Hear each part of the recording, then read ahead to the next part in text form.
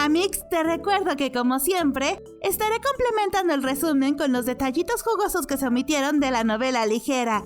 Espero que disfrutes del resumen. La consorte Gyokuyo estaba por dar a luz y gracias a los superpoderes boticarios de nuestra Mao Mao, el bebé ya estaba bien colocadito, nada de partos en nalgas. Loumen, todo profesional, él se lo confirmó a Jinshi y en cuanto escuchó el nombre de Mao Mao, Jinshi se congeló. 10 días sin saber de su pequeña boticaria, su caos andante y su tormenta personal, y la ansiedad le pegó como una bofetada emocional. El pobre estaba que no podía con la vida, su rabia, su impotencia y su desesperación silenciosa, todo esto se reflejaba en su bello rostro de porcelana imperial. Loumen lo notó, obvio, pero no tuvo tiempo ni de comentar porque apareció el Dr. Quack todo nervioso y tembloroso, porque claramente no estaba hecho para los partos. En realidad ni iba a hacer nada, todo lo harían Loumen y las damas del pabellón, pero bueno, lo tenían que tener ocupado, así que le dieron al gato, literal, por lo que el doctor terminó con el felino en brazos y el gato quería huir con toda su alma, y Jinshi viendo esa escena se sintió por primera vez en días mínimamente menos al borde del colapso, ya que no era el único que quería gritarle una pared. Cuando Jinshi se iba, todo estresado y apretando los dientes por dentro, Gao Shun llegó con una bomba. Habían encontrado información sobre el eunuco que desapareció el mismo día que Mao Mao, lo cual era una red flag total. Resulta que el eunuco se llamaba Tien y él no había llegado con ningún grupo de esclavos.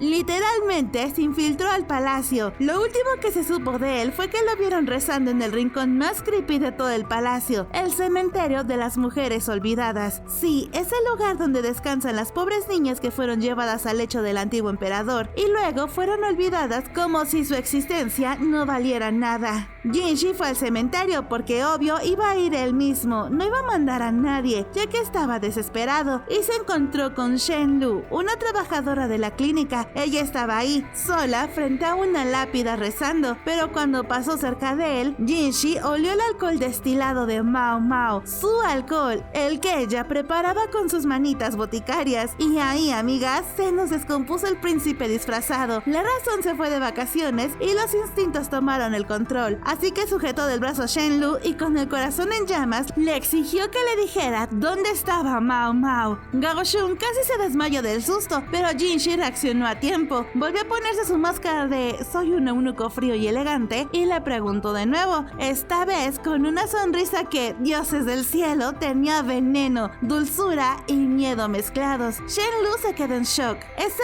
rostro era igual al del antiguo emperador y le soltó una verdad que lo desarmó, porque alguien tan hermoso fingía ser un eunuco. ¿Qué ocultaba? Y ahí, amigos, Jinshi colapsó por dentro. Shen Lu intentó ir desesperada, así que tragó el alcohol destilado que Mao le había dado antes para intentar envenenarse. Sin embargo, Jinshi estaba paralizado, en shock total. Gao Shun, como buen MVP, tomó el control y logró que vomitara y la llevaron de emergencias a la clínica. Sin embargo, como no podían hacer nada sin sus órdenes, le gritó a Jinshi que reaccionara y le dio las órdenes. Mientras todo esto pasaba, Jinshi no podía pensar, así que Gao Shun ya no sabía si abrazarlo o zarandearlo, así que le dijo que no se dejara llevar por un insulto. Pero Jinshi, con la voz rota, le dijo que no era un insulto, más bien era un recordatorio, un eco del monstruo que podría llevar en la sangre. De verdad, se parecía tanto al antiguo emperador, porque si es así, eso lo destrozaba, lo odiaba, porque si algo temía Jinshi era ser igual a ese hombre. Desde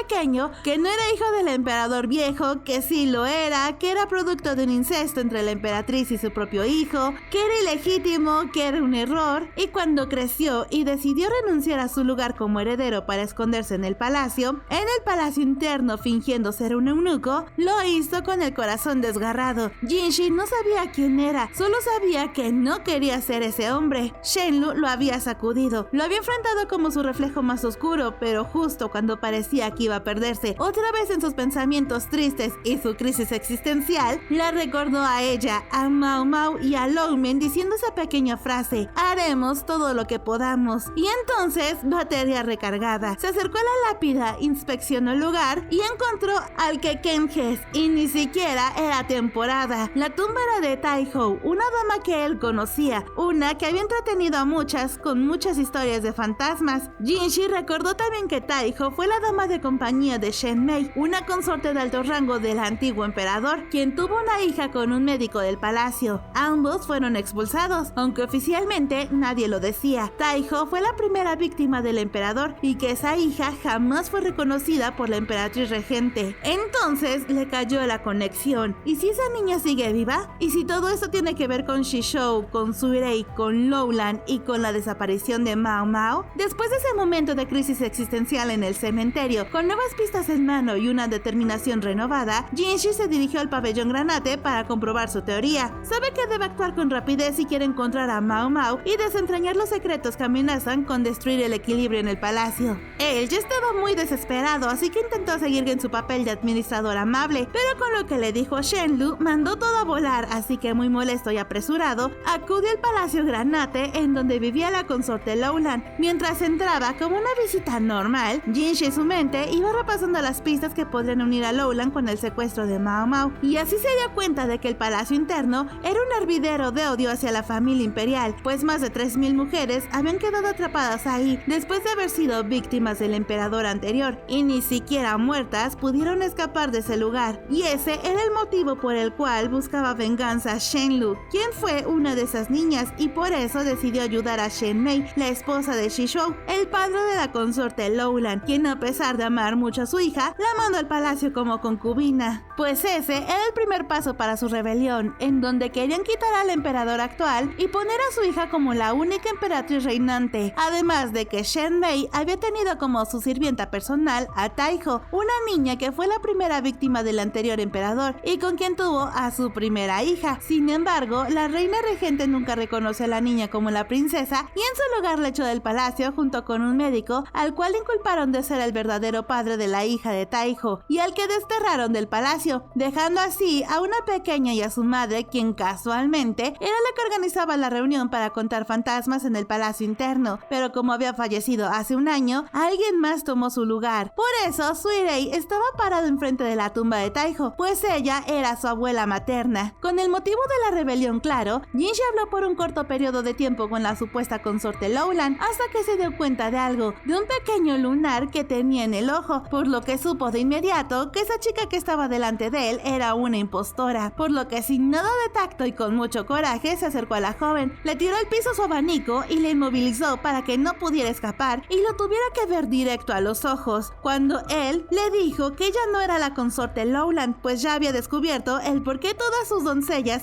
y ellas se vestían casi igual, pero con colores muy llamativos y mucho maquillaje que cambiaban a diario, para que nadie supiera en realidad cómo se veían sin maquillaje, y así pudieran intercambiarse unas con otras mientras la consorte no estaba. Además de que él se había memorizado algún detalle que tuvieran, porque todas eran casi iguales, pero tenían características únicas que ni ellas se habían dado cuenta que tenían. Jinshi estaba tan molesto de que le hubieran visto la cara durante tanto tiempo y que así se pudieron llevar a Mao Mao a quién sabe dónde, o si la volvería a ver. Por eso le apretó el rostro a la chica tan fuerte que solo podía sollozar, y cuando una de las otras damas le intentó ayudar, Jinshi le gritó que se callara y que le dijera dónde había ido Lowland, pues abandonar el palacio por su propia voluntad era un delito que se castigaba con la muerte. Él siguió presionando a la chica y también su rostro tan fuerte que del miedo la chica se hizo encima, y fue ahí cuando la otra sirvienta se acercó a la falsa Lowland, la abrazó y le pidió a Jinshi que le perdonara la vida, pues ella en realidad no sabía nada sobre la consorte real, ya que solo seguían órdenes. Jinshi se dio cuenta de que se había dejado llevar hasta que Gao Shun había quedado totalmente sorprendido, pues él, al usar la máscara de Jinshi, jamás debería de haber actuado de ese modo, por lo que al escuchar los llantos de la chica, suprimió su coraje tanto que apretó su puño con tanta fuerza que las uñas se le quedaron marcadas en las manos, pero debía de actuar con su papel, así que mandó a traer oficiales para que investigaran a todo el personal del pabellón Granate y sobre todo a las doncellas que le servían a la concubina. Después de un rato de estar interrogando a la sirvienta que defendió a la otra chica, se dio cuenta de que esta investigación podría tomar tomar mucho tiempo, por lo que sería inútil seguir indagando, además de que todas coincidían en lo mismo. Nadie sabía dónde había ido Lowland, pues antes de irse, solo les dijo que jamás regresaría. Gao Shun llegó al poco tiempo para decirle a Jinshi que no habían podido encontrar a la consorte, pero Jinshi contestó que ya no era una consorte, pues ella había abandonado el puesto al irse así, y que por un lado su padre parecía que amaba mucho a Lowland, pero que en realidad solo la estaba usando para otros propósitos. Mientras decía esto, un pensamiento de Mao Mao cruzó su mente, y él la recordó tan bonita y feliz entre las plantas del palacio interno, por lo que se preguntaba si se habría escapado como Lowland, pero después concluyó que de ser así, no habría dejado esa nota, y mirando a la luna, pensó por qué y a dónde se había ido aquella chica por la que sentía mariposas. Y mientras Jinshi estaba preocupado por Mao Mao, en la oficina de Lacan, el padre biológico de la boticaria, estaba que le hervía la sangre de enojo, pues le habían llevado el chisme de que su preciosa y amada hija había sido secuestrada, por lo que sin pensar en nada, salió corriendo en busca de respuestas hacia el palacio interno, que era en donde sabía que Mao Mao vivía. Pero el palacio interno, al ser el lugar donde vivían las esposas del emperador y sus hijos, no podían ingresar ningún otro hombre que no fuera el emperador y los eunucos, por lo que obviamente no dejaron pasar a Lacan, pero eso no fue ningún impedimento para él, pues mandó tirar la puerta con una gran explosión. Temprano el otro día, Basil le llevó todo el chisme de lo que había hecho su futuro suegro en el palacio interno, y él solo se preguntaba cómo se había enterado, pues habían dado la orden de que nadie le dijera nada al estratega, porque sabían que iba a reaccionar muy mal. Pero como Lacan es tan hábil, tiene ojos y oídos por todos lados, así que de todos modos se enteró. También Basil le informó a Jinshi que Shishou, el padre de la consorte, también había desaparecido, y le preguntó si creía que fuera cómplice de Lowland, a lo que él respondió que no lo sabía, pero al ser el padre de la concubina que escapó recientemente, lo culparían por traición al emperador, lo cual se castigaba con la muerte. Basil dijo que comprendía, y también le dijo que por fin habían podido salvarle la vida a Shenlu, la ayudante de la clínica, pero que aún estaba inconsciente, además de que habían descubierto que era muy amiga de Taiho, por lo que muy probablemente ese había sido el motivo por el que accedió a ayudar en esta rebelión. Jinshi preguntó que si toda la clínica estaba involucrada, a lo cual Basen respondió que no, que ella era la única infiltrada, por así decirlo. Escuchar esto hizo que Jinshi sintiera una ansiedad terrible por encontrar a Lowland lo antes posible, para saber qué había sido de Mao Mao, pero no sabía cómo, pues le faltaba información y no estaba la chica que parecía detective para que le ayudara con el caso. Y mientras pensaba en qué debería hacer, alguien tocó la puerta de su oficina. Esto le resultó extraño a Basen, pero Jinshi dijo que lo dejara pasar, y así ingresó a la habitación un chico un tanto peculiar. Era delgado y con el cabello despeinado, que le daba un aire a zorro joven, además de traer consigo un abaco atado a su cintura. Él se presentó con Jinshi de la forma más educada posible, aunque eso lo hacía sonar cínico, y dijo que su nombre era Kan Lahan. Con solo escuchar su nombre, Jinshi se dio cuenta de que era el famoso hijo adoptivo del estratega raro, o sea, de Lacan, ya que esos nombres habían sido entregados por el mismo emperador como un título nobiliario, por lo que le preguntó qué se le ofrecía, y el chico, con una sonrisa en su rostro, le dijo que le llevaba todos los planes, diagramas y pruebas necesarias para destapar la rebelión que estaban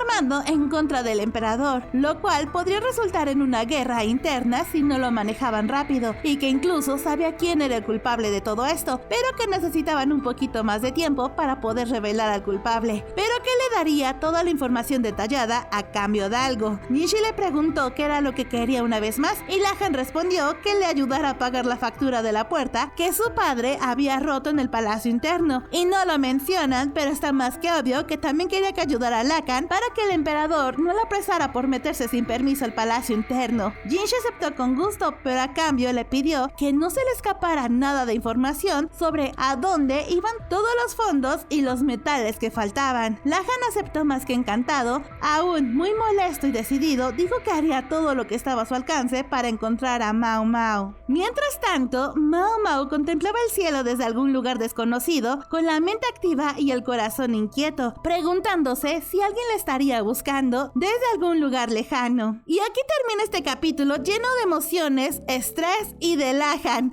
Amigos, ¿qué les pareció el capítulo? A mí me encantó, pero los capítulos que faltan están aún mejor, se los aseguro. Muchas gracias a todos por llegar hasta aquí, y también a mis mejores amics y amics especiales por su apoyo al canal con su suscripción de pago. Los amo a todos y espero verlos en el próximo spoiler. Pero Mao Mao, juro que lo sabrás, porque un día tú también